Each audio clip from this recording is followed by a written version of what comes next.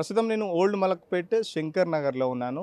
చూస్తున్నారు నా వెనకాలే మూసీ ఎంత పెద్ద ఎత్తున ప్రవాహం ఉందో ఇక్కడ. ఈ మూసీని ఆనుకునే జస్ట్ ఒక 10 మీటర్స్ కూడా ఉండదు. అందుకే వీళ్ళందరినీ జీహెచ్ఎంసీ ఆల్రెడీ ప్రిపేర్ చేసింది. దాదాపు 10 రోజుల క్రితమే వీళ్ళకు ఆర్‌బీఎక్స్ అని రాసింది. ఈ శంకర్ నగర్‌లో దాదాపు 200 పైగా ఇళ్ళకి సంబంధించి ఆర్‌బీఎక్స్ అని రాసింది. ఆర్‌బీఎక్స్ అని రాసింది చూస్తున్నారు కదా! అక్కడ ఆర్‌బీఎక్స్ 75 అని రాసింది. అంటే ఇది 75th ఇల్లు ఆర్‌బీఎక్స్. ఇట్లా 1-2 నుంచెల్లి అంటే దాదాపు 200 అబోవ్ వీళ్ళకు అయితే ఆర్‌బీఎక్స్ అని రాసి వీళ్ళకు ఆల్రెడీ ప్రిపేర్ చేశారు జనాలకు సంబంధించి. కూల్చివేతలు కూడా జీహెచ్ఎంసీ వాళ్ళు మిషన్లు కాకుండా సిబ్బందితో అంటే చిన్న చిన్న మిషన్స్‌తో వాళ్ళు కూల్చుతున్నారు. వీళ్ళకి ఆల్రెడీ ఇక్కడ డబుల్ బెడ్‌రూమ్ కూడా అలొకేట్ చేశారు. ఇక్కడ చెంచల్గూడ దగ్గర సైదాబాద్ దగ్గర డబుల్ బెడ్‌రూమ్ కూడా అలొకేట్ చేశారని చెప్పి చెప్తున్నారు. స్థానికులైతే వీళ్ళు స్వచ్ఛందంగానే పోతున్నారు. ఎందుకంటే వీళ్ళు ఖచ్చితంగా వెళ్ళాల్సిన పరిస్థితే. కొందరు స్వచ్ఛందంగా పోతున్నారు, కొందరు గొడవ కూడా పెడుతున్నారు. ఎందుకంటే పోలీస్ ఫోర్స్ కూడా ఉంది. ఎందుకంటే 10 మీటర్స్ దూరంలో ఉన్నారు. ఎప్పుడు ముయిసు పొంగినా వీళ్ళకి డేంజర్గా ఉంటుంది కాబట్టి వీళ్ళకు దీంట్లో రెంటర్స్ ఉన్నారు, ఓనర్స్ కూడా ఉన్నారు. వీళ్ళు డబుల్ బెడ్రూమ్ ఇస్తే హ్యాపీనే వెళ్తున్నారు. బట్ గొడవ వచ్చింది ఎక్కడంటే మనం ఇప్పుడు చూస్తున్నాం కదా, గోల్నాక కానీ రామంతపూర్ అక్కడ ఏరియాలో మూసిని ఆనుకొని ఉన్న వాళ్ళు కొంచెం దూరంలోనే ఉన్నారు. అంటే దాదాపు ఒక 100 మీటర్స్ దూరం అని వాళ్ళు చెప్తున్నారు. కానీ ఇది మాత్రం చాలా దగ్గరగా ఉంది. సో వీళ్ళు డబుల్ బెడ్రూమ్ ఇస్తే హ్యాపీగానే వెళ్ళారని చెప్పేసి ఆఫీసర్లు చెప్తున్నారు. ఎవరిని మేము బలవంతం చేయట్లేదు. అందరికీ హ్యాపీగా డబుల్ బెడ్రూమ్ అలకాట్ చేసిన తర్వాతనే వాళ్ళు హ్యాపీగా ఒప్పుకున్న తర్వాతనే ఇక్కడి నుంచి షిఫ్ట్ చేయడం జరుగుతుందని జీహెచ్ఎంసీ వాళ్ళు చెప్తున్నారు. కొందరైతే మాకు మార్కింగ్ చేశారు కానీ డబుల్ బెడ్రూమ్ రాని కొందరు చెప్తున్నారు. ఇంకొక పక్కన ఈ సంబంధించి అంటే ఎక్కడైతే వీళ్ళకి డబుల్ బెడ్రూమ్లు అలకేట్ చేస్తారో వీళ్ళు సామాన్ షిఫ్ట్ చేస్తుంటే పైకి తీసుకెళ్ళేందుకు ఆ లిఫ్ట్లో వాళ్ళని అలౌ చేయట్లేదని చెప్తున్నారు. అంటే ఇంటికి రాకందుకే ఇట్లా ప్రాబ్లం చేస్తే మేము ఎట్లా రావాలి, ఆ డబుల్ బెడ్రూమ్లో ఎట్లా ఉండాలి, కనీసం అక్కడ వాటర్ లేదని చెప్పేసి ఇప్పటికే కొందరు ఆ డబుల్ బెడ్రూమ్కి సంబంధించి కొన్ని గొడవలు కూడా అవుతున్నాయి.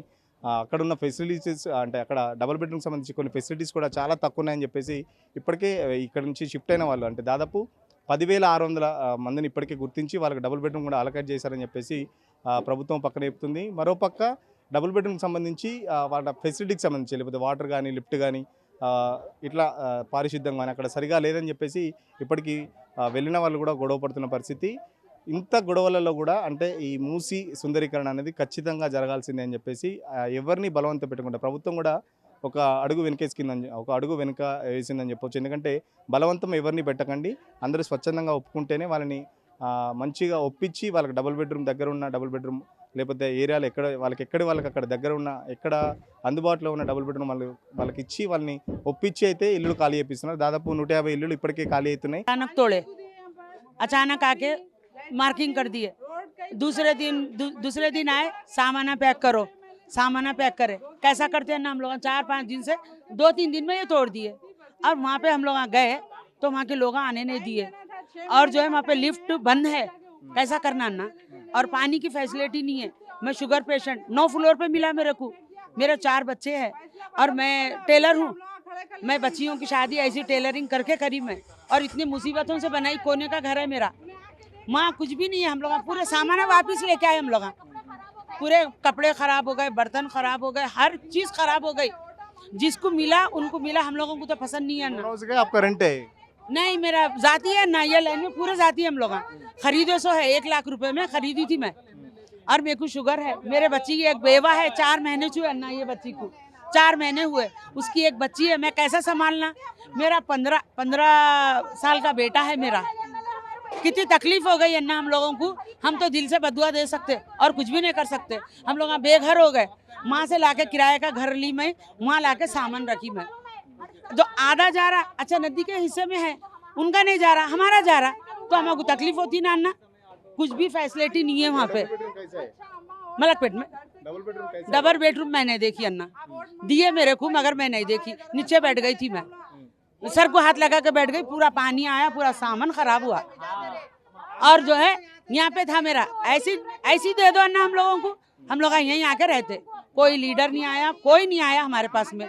माँ केसीआर अन्ना आए करते तो हमारे पास भी आ सकते थे अन्ना, आके हमको बचा सकते थे। इससे पहले हम लोग उनको छोड़ डाले थे।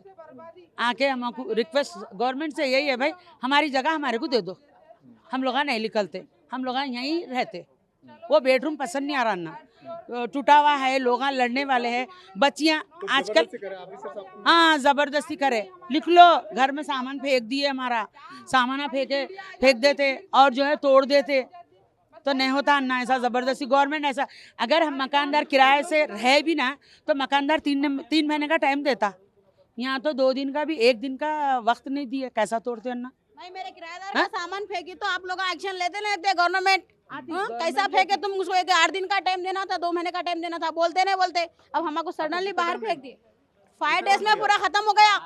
5 डेज में टोटली बाहर रोड पे फेंक दिया हमको। नहीं ना, हमको तो इंसाफ होना, देखो गवर्नमेंट से इंसाफ होना। हम लोग तो यहाँ से हटते नहीं, हमारे को वहाँ से लाके यहाँ पटक देना, वहाँ कारोबार नहीं है। बिल्डिंग में चढ़ के मैं कपड़े सीती हूँ, वहाँ पे नया है, मैं कैसा जाके सीऊँ? किसे भीख मांगूँ क्या मैं? आओ तुम लोग कपड़े दियो मेरे को, मैं सीती हूँ। क्या बोलते वो, कौन सा एरिया, चंचलगुड़ा, वहाँ जाके भीख मांगना हम लोग। बच्चियाँ क्या वहाँ रोड पे बैठना हम लोग। मैं ऊपर नहीं चढ़ी तो मेरे बच्चियाँ कैसा जाते हैं ना, कैसा जाते? तोड़ने वालों को भी जरा शर्म रहना था। उन लोगों को शर्म लाज कुछ भी नहीं थी, तोड़ दिया आके। खाली इनका फ्री का माल है, वो तोड़ दिए सो हमारे घर। ऐसा नहीं होता हमारे को। सीएम साहब को क्या बोलने का है? सीएम साहब बैठ के वहाँ पे टीवी में देख रहे जनता कैसा परेशान हो रही, हर कोई परेशान है। हमारे लोग भी दूसरे खाने को आके नहीं पूछ रहे, रिश्तेदारों को नहीं पूछ रहे तुम लोग क्या कर रहे, क्या खा रहे, क्या पी रहे। हम लोग 5 रातों से सोए नहीं हम लोग। मेरी बेटी एक विधवा है, मैं हूँ, कैसा करना?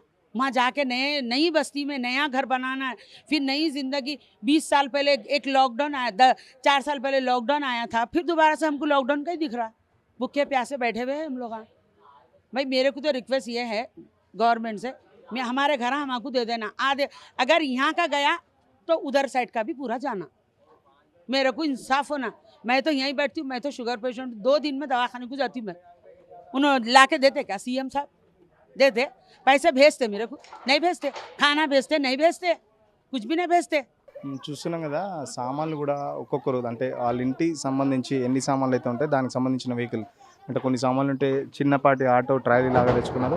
కొంచెం ఎక్కువ సామాన్లు ఉన్న వాళ్ళు కూడా డీసీఎంలు కూడా సామాన్లు షిఫ్ట్ చేస్తున్న పరిస్థితి. ఎందుకంటే చాలా జబర్దస్తిగా ఆఫీసర్లు వచ్చి ఖాళీ చేయాల్సిందని చెప్పేసి విత్ ఇన్ ద స్పాన్ టైంలో, తక్కువ టైంలో మమ్మల్ని వచ్చి జబర్దస్తి చేస్తున్నారని చెప్తున్నారు.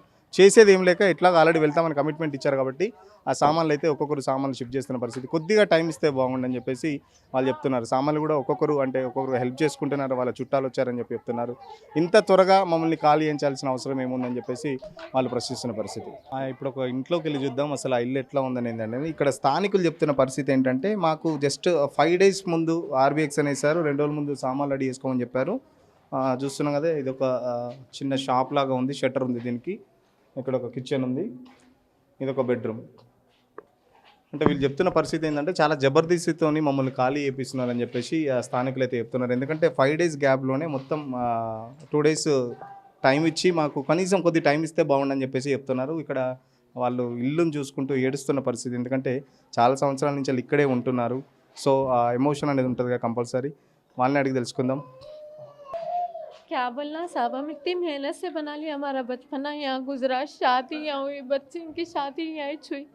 ये लोग बहुत तकलीफ दी हमको तोड़ के करके। 1 दिन का भी टाइम, 1-2 दिन का भी टाइम नहीं दिया। बाहर सामान निकाले तो पट्टा देते, बल्कि बोले वहाँ लेके जाके सामान डाले तो भी वहाँ हमको वो नहीं है। पानी की क्या अचानक बोले सामान निकालो तो पूरा हम लोग तुमको जब पट्टा देंगे, रखने भी नहीं दिए मालूम सामान हम लोग को। जब पूरा निकाले वन में से घर पूरा खाली है क्या देख के, जब कहीं हमको पट्टा दिए। अब वहाँ गए तो वहाँ हमको पानी की तकलीफ है, लिफ्ट की तकलीफ है वहाँ पर, और दरवाज़ा भी सही नहीं है पूरा। जो 12 बजे से वो दरवाजे के पीछे लगे तो 5-6 बजे वो दरवाजे के पीछे छुआ। पानी धोएंगे बोले तो भी पानी सही नहीं है पूरा। पानी 6th फ्लोर में आया। नहीं है लिफ्ट, बोरिंग क्या सब लिफ्ट। अभी सामान भी नहीं लेके गए, अब हम लोग उधर इधर रख लिए रिश्तेदारों में। अभी वहाँ गए नहीं, थोड़ा बहुत धो के आएंगे ना बोले तो पानी भी नहीं गा। कितनी की देर उठा के फेंके पानी भी। अब कितने साल रहते थे? बोरी ना बचपना गुजरा यही महल्ले में, बचपना यहाँ बड़े हुए हम लोग, यहाँ शादियाँ हुए हमारे। मर के हमको यहाँ ये हमारे घर की बात नहीं आ रही साहब। ये भी हम कितना मालूम मिस्त्री को लगा कि हाथ के नीचे रह के बना लिए सो।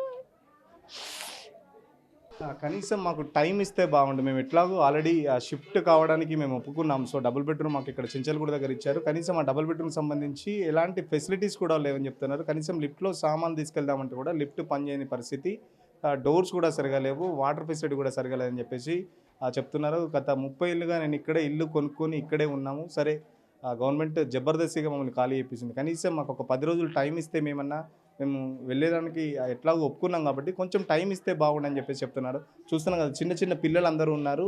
వాళ్ళు డైరెక్ట్గా ఆఫీసర్స్ వచ్చేసి మీరు సామాన్ అంతా ఖాళీ చేసుకోండి, వెంటనే మేము కూల్చివేతలు స్టార్ట్ చేస్తామని చెప్పారని చెప్తున్నారు. సో వీళ్ళు అనేది ఏంటంటే కనీసం కొంచెం టైం ఇస్తే మేము సామాన్ షిఫ్ట్ చేసుకోవడానికి కూడా మాకు కొంచెం టైం కావాలి కదా. 5 డేస్ కింద వచ్చి రాసి ఆర్బీఎక్స్ అని రాసి మన 2 డేస్లో వచ్చి సామాన్లు షిఫ్ట్ చేయండి, మేము వచ్చి కూల్చేస్తామని చెప్పేసి చాలా జబర్దస్తిగా వివరించారని చెప్పేసి జిహెచ్ఎంసీ ఆఫీసర్ చాలా మొండిగా పోతున్నారు. ఎందుకంటే మేము ఆల్రెడీ ఒప్పుకున్న తర్వాత కూడా ఇంత అవసరం ఏంటి, కొంచెం టైం ఇస్తే ఒక 10 డేస్ 15 డేస్ టైం ఇస్తే మేము వెళ్తాం కదా. ఆల్రెడీ మేము ఒప్పుకున్నాం, ఒక పట్టాలు కూడా ఇచ్చారు డబుల్ బెడ్రూమ్కి సంబంధించి. మేము వెళ్ళే లోపే మళ్ళీ ఎందుకు ఇంత గవర్నమెంట్ ఇంత ఆగం చేస్తుందని చెప్పేసి ఇక్కడైతే స్థానికులు ఏడుస్తున్న పరిస్థితి. ఎందుకంటే చాలా ఏళ్ళ నుంచి ఇక్కడే ఉన్నాం, మేము ఇక్కడే పుట్టాం, ఇక్కడే పెరిగాం, మా పెళ్ళిళ్ళు కూడా ఇక్కడే అని చెప్పేసి వాళ్ళు చెప్తున్న పరిస్థితి. ఎందుకంటే ఆ డబుల్ బెడ్రూమ్ సంబంధించి కూడా వాళ్ళకు ఆ ఫెసిలిటీకి సంబంధించి చాలా మాకు అనుమానాలు ఉన్నాయి. అక్కడికి పోతే అంటే మాకు ఒక్కొక్కరికి 9th ఫ్లోర్ 10th ఫ్లోర్లో వచ్చింది. సో ఆ లిఫ్ట్ ఇప్పుడు సంబంధించి ఈ సామాన్లు షిఫ్ట్ చేయడానికే లిఫ్ట్ పనిచేయకపోతే రేపటి రోజున అసలు రోజు పనిచేయకపోతే లిఫ్ట్లో ఒక్కొక్కరు షుగర్ పేషెంట్స్ కానీ ఏజ్డ్ పేషెంట్స్ ఉంటారు కదా, అప్పుడు మేము ఎట్లా అన్ని ఫ్లోర్లు ఎక్కి దిగడం ఎట్లా ఉంటుందని చెప్పేసి, ప్లస్ ఇక్కడ ఇన్ని రోజులు ఇక్కడ బతికి మళ్ళీ ఇక కొత్త ఏరియాకి పోయి బతకాలంటే కూడా కొంచెం కష్టంగా ఉంది. అయినా మేము వెళ్ళడానికి సిద్ధంగా ఉన్నాం.